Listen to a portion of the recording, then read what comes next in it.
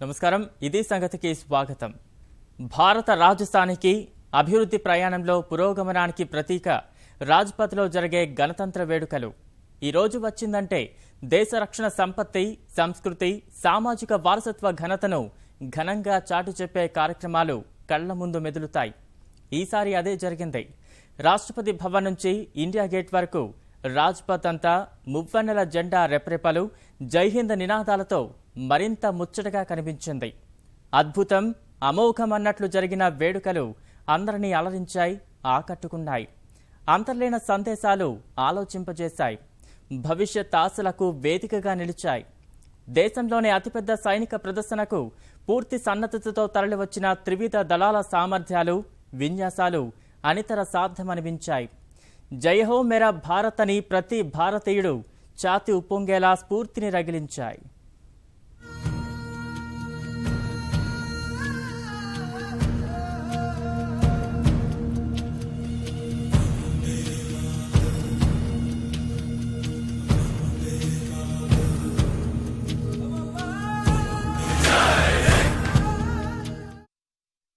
వందే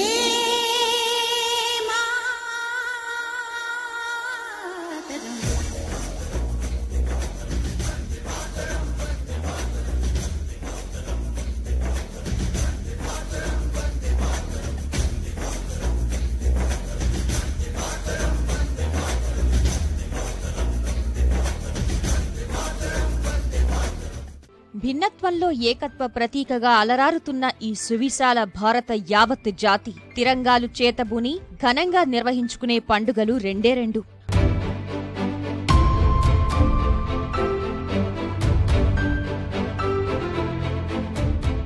ఒకటి, బానిస సంకెళ్లు తెంచుకుని స్వతంత్ర దేశంగా అవతరించిన సందర్భంగా చేసుకునే ఆగస్టు 15 జెండా పండుగ.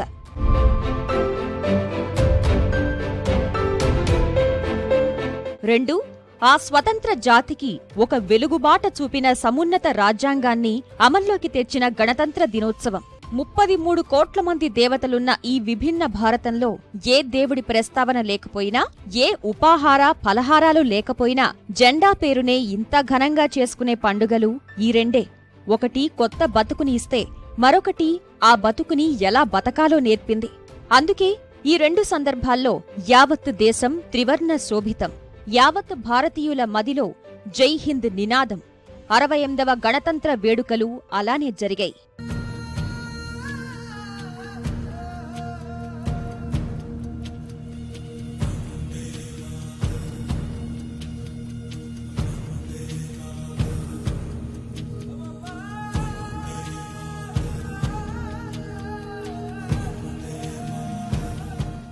ఇన్ని కోట్ల మంది ఆకాంక్షలు, స్వప్నాలు, అంకిత భావం అన్నింటికీ మించి వేరెవ్వరికీ లేని ఉరకలు వేస్తున్న యువ రక్తం.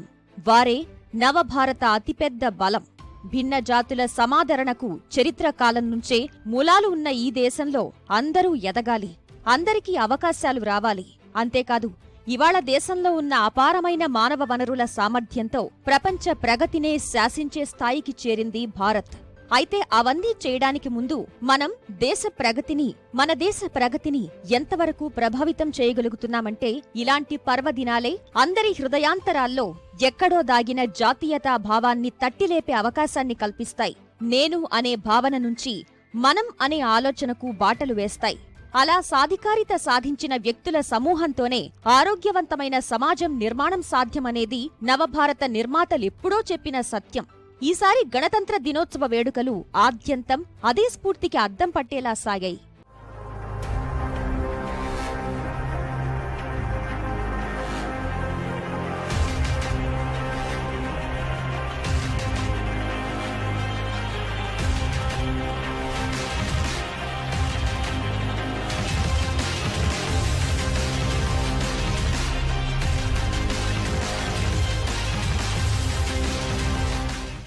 దేశ విదేశాల నుంచి సందర్శకులు, తరలివచ్చిన అతిరథ మహారథులు, కేంద్ర మంత్రులు, త్రివిధ దళాధిపతులు, వివిధ విభాగాల అధిపతులు, రాష్ట్రపతి, ప్రధానమంత్రి సమక్షంలో పూలవర్షం, మైమరిపించిన శకటాల ప్రదర్శనలు, సాంస్కృతిక కళారూపాల ప్రదర్శనలు, సైనిక విభాగాల సాహస విన్యాసాల మధ్య మళ్లీ వచ్చే ఏడాది వరకు సరిపడా అనుభూతులు మిగిల్చాయి ఈసారి గణతంత్ర ఉత్సవాలు. రాష్ట్రపతి భవన్ నుంచి ముఖ్య అతిథిని తీసుకుని రాష్ట్రపతి ఇండియా గేట్ నుంచి బయలుదేరిన ప్రధానమంత్రి ఉత్సవ ప్రాంగణానికి చేరుకున్నాక సుమారుగా 2 గంటలకు పైగా జరిగిన వేడుకల్లో ప్రతి అంశం దేశ సమగ్రత, బహుళత్వం, సత్తాకు నిదర్శనంగా నిలిచాయి. కమ్ముకున్న మంచు మేఘాలకు తోడు శుభశకునంలా వచ్చిన చిరుజల్లులు సంబరాలకు కొత్త అందాన్ని అద్దాయి.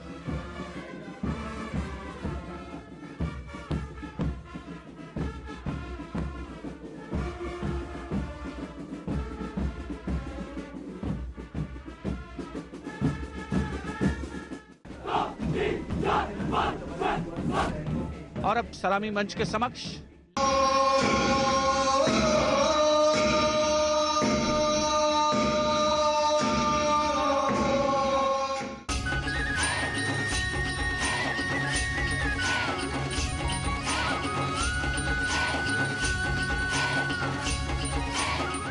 ఆనవాయితీ ప్రకారం ఇండియా గేట్ వద్ద జ్యోతి ప్రజ్వలనతోనే గణతంత్ర ఉత్సవాలను ఘనంగా ప్రారంభించారు.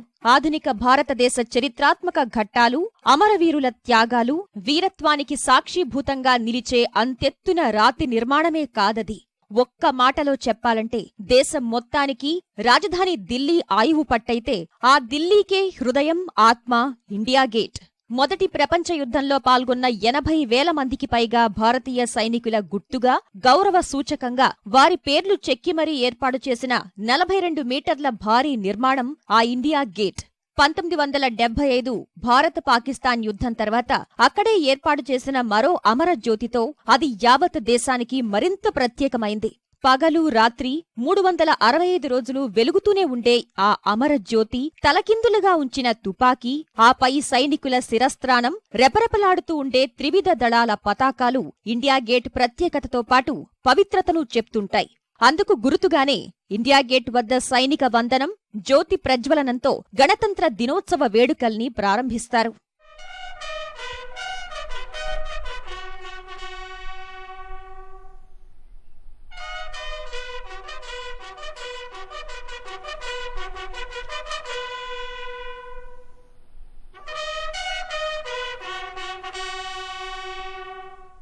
ఆ సంప్రదాయం మేరకే ప్రధానమంత్రి నరేంద్ర మోదీ నేతృత్వంలో అంతా అక్కడకు చేరుకుని అమర జవాన్లకు నివాళులర్పించాక వేడుకలు ప్రారంభమయ్యాయి. కాలం మనకు ఎన్నో ఇస్తుంది. గాథలు, జ్ఞాపకాలు, మరచిపోలేని మనుషులు, అలా ఎన్నో. వారి నేటిని మన రేపటి కోసం త్యాగం చేసిన అలాంటి ఎందరో నిజమైన విజేతల స్మృత్యర్థమే ఇండియా గేట్ వద్ద ఆ జ్యోతి ప్రజ్వలన. అందులో భాగంగానే త్రివిధ దళాధిపతులు వెంటరాగా మోదీ అమరవీరులకు పుష్పాంజలి ఘటించారు. తర్వాత 2 నిమిషాలు మౌనం పాటించారు. అలానే అక్కడి సందర్శకుల పుస్తకంలో వ్యాఖ్యలు రాసి గౌరవ వందనంతో వెనుతిరిగారు. అనంతరమే రాజ్పథ్కి ఇరువైపులా బారులు తీరిన జనసందోహం మధ్య అసలు వేడుకలు కన్నుల పండువగా సాగాయి. సర్వం త్రివర్ణ శోభితమై ఢిల్లీ అంతా సరికొత్తగా కనిపించేలా చేశారు.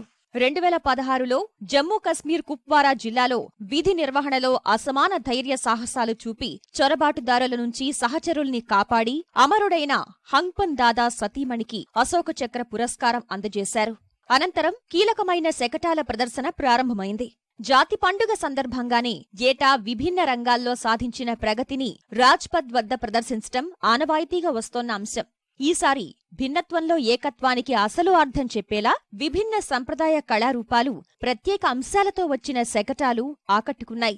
ఒడిశా నుంచి అసోం వరకు ఆయా రాష్ట్రాల ముఖ్యమైన సందర్భాలు, సంస్కృతి, సంప్రదాయాలను అచ్చం అలానే ఆవిష్కరించాయి వారి వారి శకటాలు.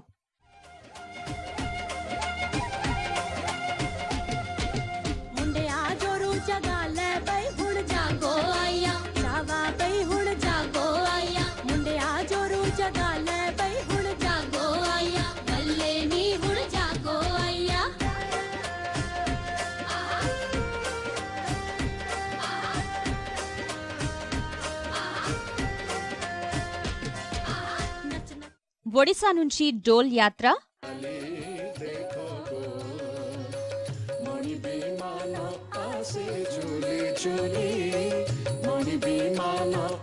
అరుణాచల్ ప్రదేశ్ నుంచి యాక్టన్ అనే మహాయాన బౌద్ధ శాఖకు సంబంధించి రాష్ట్ర శకటాల ప్రదర్శనలు మొదలయ్యాయి.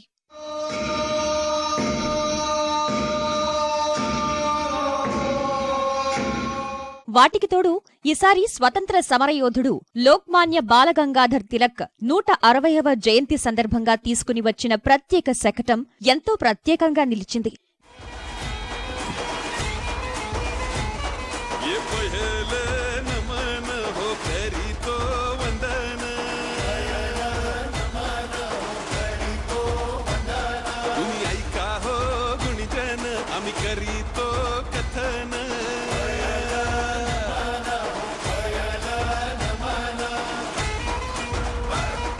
మిగిలిన రాష్ట్రాలకు సంబంధించి వేటికవే ప్రత్యేకంగా నిలిచాయి.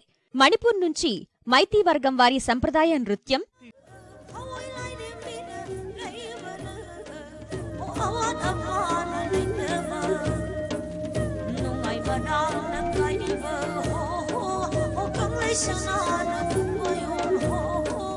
గుజరాత్ నుంచి కచ్ ప్రాంతానికి చెందిన సంప్రదాయ నృత్యం,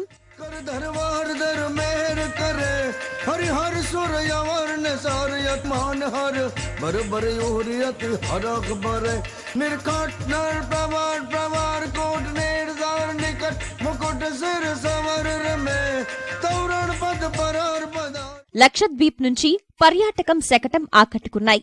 కర్ణాటక నుంచి మహాశివుడిని పూజించే సంప్రదాయ కర్రల నృత్య రూపకంతో తెచ్చిన శకటం చాలామంది చూపుని తనవైపుకు తిప్పుకుంది. ఢిల్లీ నుంచి ఆదర్శ పాఠశాల నమూనాపై శకటం ప్రదర్శనలో పాల్గొంది. హర్యానా నుంచి బేటీ బచావ్ బేటీ పడావో నినాదంతో శకటం వచ్చింది.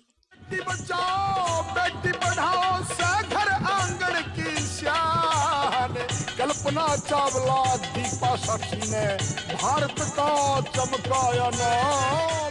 హిమాచల్ ప్రదేశ్ నుంచి వారి సంప్రదాయ నృత్య రూపకంతోనే శకటం ప్రదర్శనలో పాల్గొంది. పశ్చిమ బంగాల్ నుంచి శరద్ ఉత్సవం విశేషాలతో, పంజాబ్ నుంచి జాగో అయ్యా అంటూ శకటాలు వచ్చాయి. తమిళనాడు నుంచి వచ్చిన శకటం వారి సంప్రదాయ నృత్యం కరఘాటాన్ని కళ్లకు కట్టింది. గోవా అద్భుతమైన వారసత్వ సంగీత సంపదపై శకటాన్ని తెచ్చింది.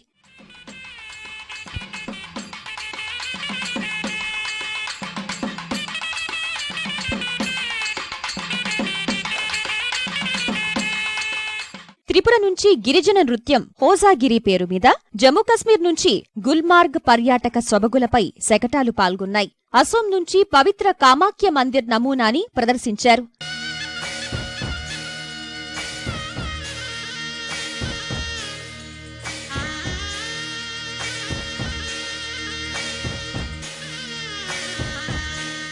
తర్వాత వచ్చిన కేంద్ర ప్రభుత్వ విభాగాల శకటాలు పన్ను చెల్లింపులు, జీఎస్టీ, ప్రధానమంత్రి ఆవాస్ యోజన, సిఎస్ఐఆర్ ఎట్ 75, హరిత భారతం, పరిశుద్ధ భారతం, నైపుణ్యాభివృద్ధి అంశాలపై ప్రదర్శన ఇచ్చాయి.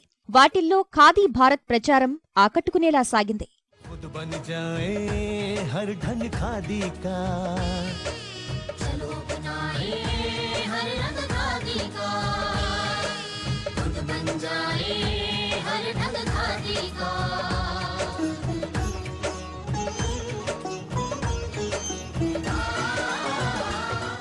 ప్రదర్శనల తర్వాత అసమాన ధైర్య సాహసాలు ప్రదర్శించిన సాహస బాలలు ప్రదర్శనగా వచ్చారు.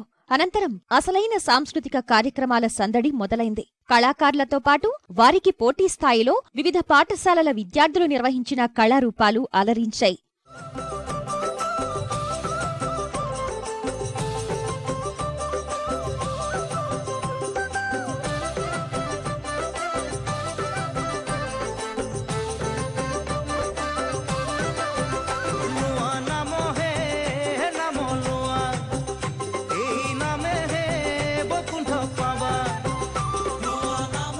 हवलदार एनके तिवारी और नायक हेमंत कुमार के नेतृत्व में 20 सदस्यीय दल शानदार प्रदर्शन करता है.